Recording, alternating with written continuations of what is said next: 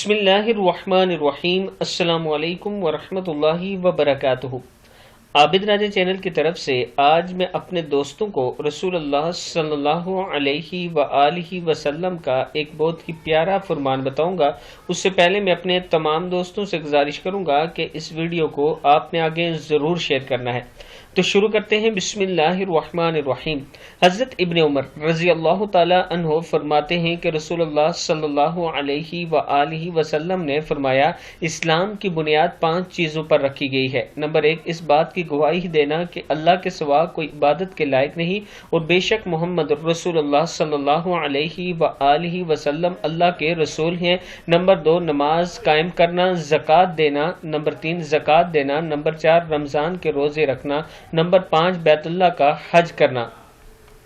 کتاب کا حوالہ یہ نیچے موجود ہے، آپ دوست دیکھ سکتے ہیں اس کو۔ اس ویڈیو کو آپ دوستوں نے آگے زیادہ سے زیادہ شیئر کرنا ہے۔ السلام علیکم ورحمۃ اللہ وبرکاتہ۔